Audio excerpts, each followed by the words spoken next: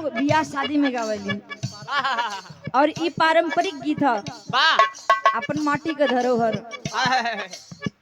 एक माई बहन लोग बड़ा प्रेम से गावेली। कैसे गावेली?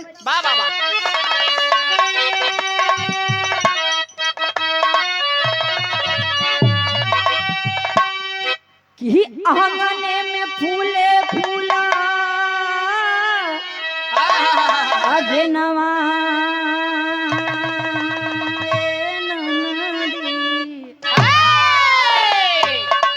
आंगने में फूले फूला गेनवाए नाना दीता बाजेला बधाइया दुआरा के।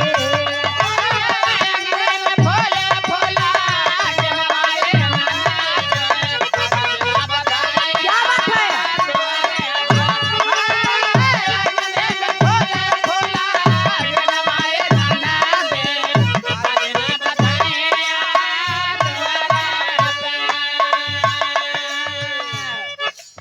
आज जवन कुछ भी है तवन बिटिया की वजह से है। अगर बिटिया ना रहे तो हम और आप ना रह रही। यही से बेटा से कम बिटिया ना होली।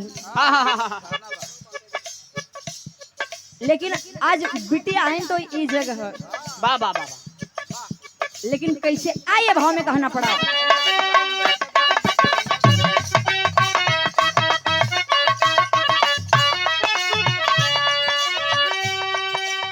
और ये बिटिया के लिए हमारे कवि जी बड़ी अच्छी लाइन लिखलन।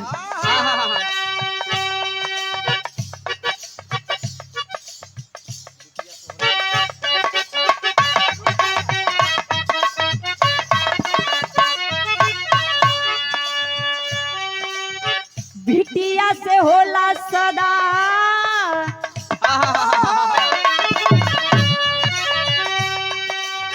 बिटिया से होला सदा जगमग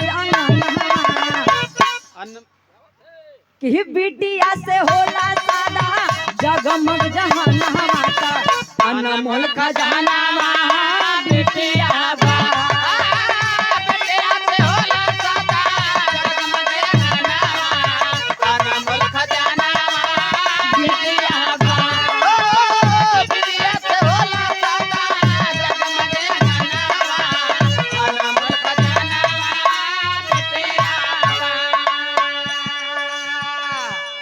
बिटिया से होला सदा जगमग अंगनवा और अनमोल खजनवा बिटिया बा।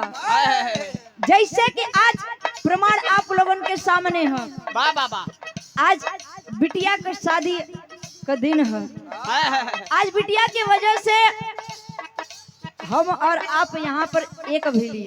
आज बिटिया की वजह से इस समाज उठल और आज बिटिया कहीं देन है।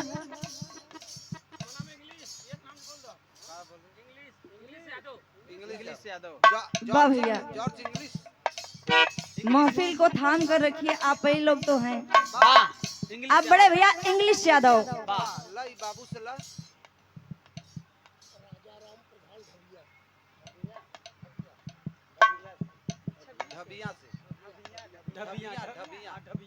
ढबिया के धरती से आप परम सम्मानित राजा राम प्रधान जी आपके तरफ से सादर 100 रुपए का पुरस्कार है। बहुत बहुत पहले की प्रणाम। और जहाँ तक हमारा आवाज जात हुई सब लोगों से आशीर्वाद के कामना बा। और सामने हमारे खड़ा हुआ गुरुजी दीनानाथ हसमुख। लम्बे से मुस्किया थे। लम्बे लम्बे से मत मुस्किया। हम सब गन्नात ना है जाने रहा। नाइट बाद में अगर मिला ठीक ना हुए। लेकिन बाबूजी बतावल जाला कि बिटिया से सब कुछ है। लेकिन कुछ लोग ऐसा हुआ अपने देश में जो कि बिटिया माने समझे लेन और ना समझे लेन। लेकिन बिटिया बहुत कुछ है। आइए अंतर में कहना पड़ा।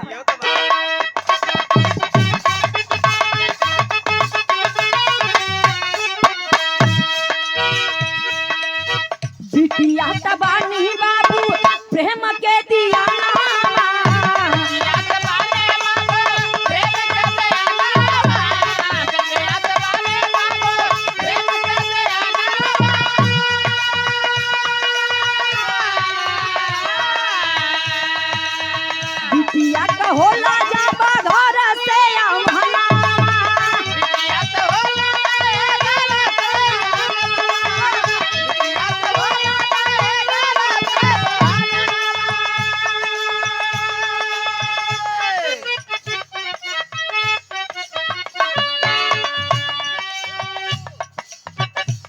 सब करे घर में जब बिटिया जन्म ले ली,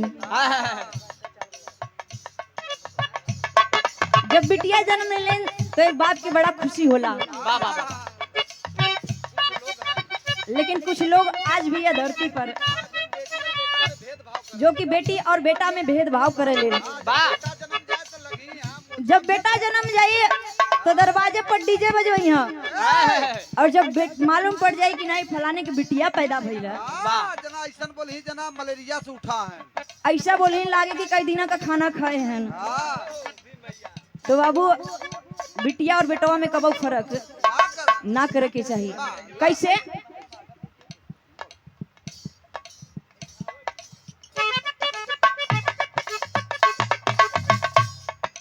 और आप प्रधान जी जो कि शिवरात्रि के दिन कार्यक्रम था तो प्रधान जी का आगमन हुआ था। प्रधान जी नगुआ के धरती से सादर 100 रुपए का पुरस्कार है। बहुत बहुत पहले की प्रणाम।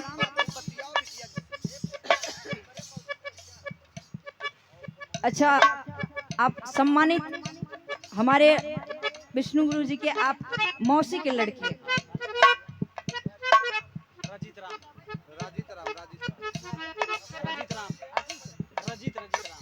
रजित राम यादव जी आपकी तरफ से ढेर सारा मूल्य पुरस्कार पाएगी तांबा।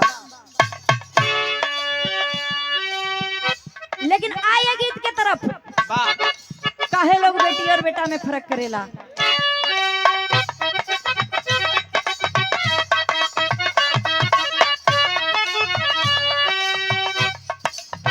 बिटिया से सहज जाला जग और जहानवा,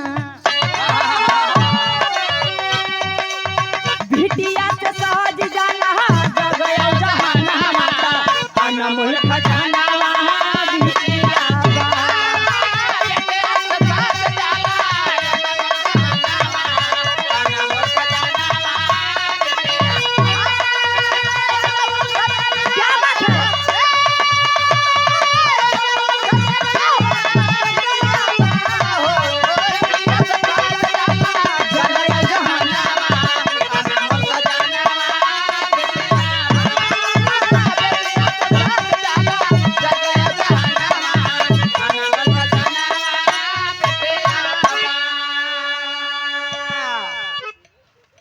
बिटिया से सज जाला जग और जहनवा, अनमोल खजनवा बिटिया बा।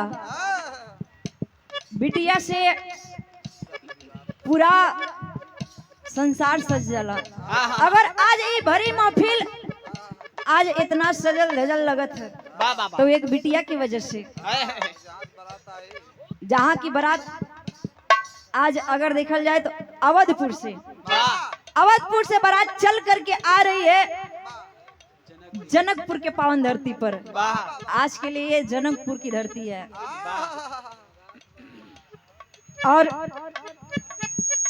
बाबू बिटिया केहू से कम ना होली। भारत देश की प्रधान नागरिक भी एक बेटी थी, राष्ट्रपति है, जिनके अपरम सम्मानित द्रौपदी मुर्मू जो कि एक एससी समाज की थी, वो भी एक बेटी हैं। इसलिए बेटी होने पर कभी उद्योग नहीं करना चाहिए, बल्कि बेटी होने पर गर्व करना चाहिए। लेकिन आइए तीसरे अंतर से कहना पड़ा।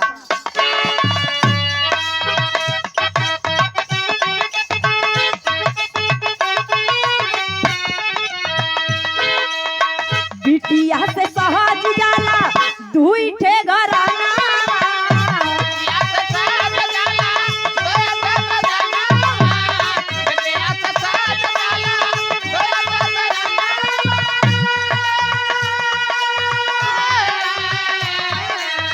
बिटिया से होला बाबू कुल के तारहना, बिटिया से होला बाबू कुल के तारहना, बिटिया से होला बाबू कुल के तारहना।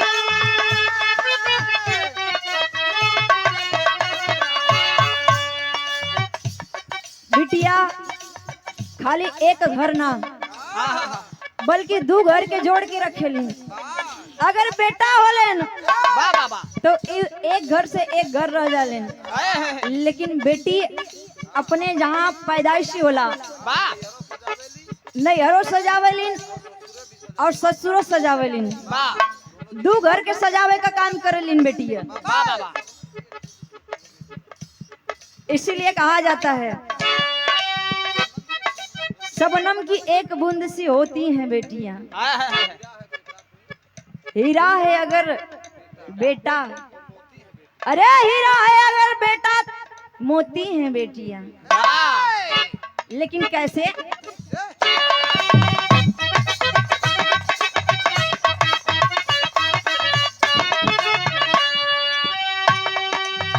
बिटिया से बाटे बाबू सबके समाना, बिटिया से बाटे बाबू सबके समाना, अनमोल खजाना बिटिया बा।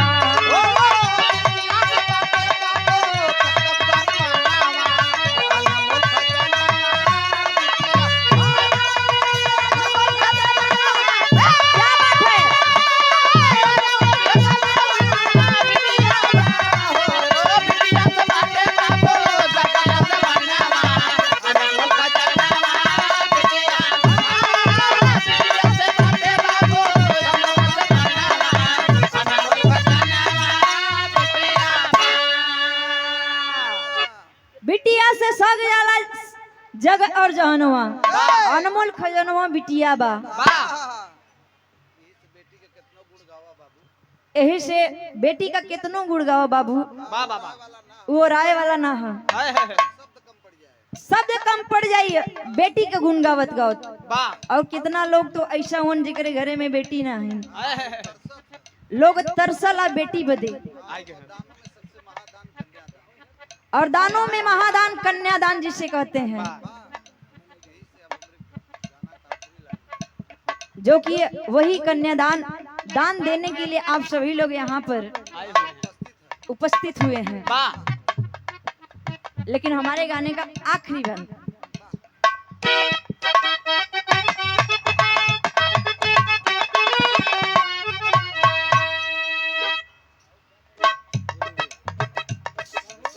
गुरुवर गणेश बेटी के है गुण गावे,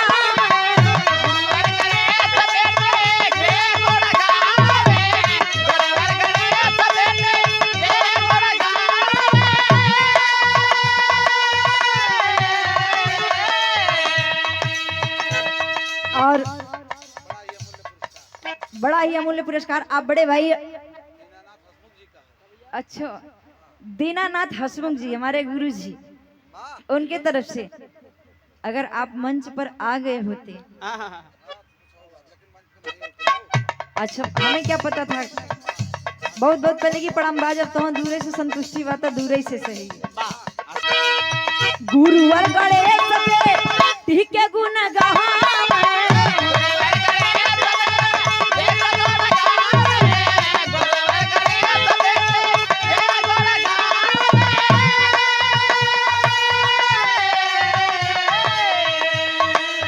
बिटिया तबाह बुआ घर के सजावे,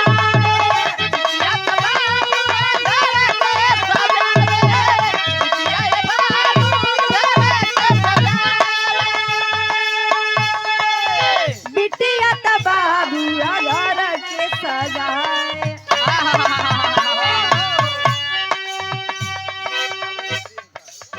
की गावेली प्रियंका,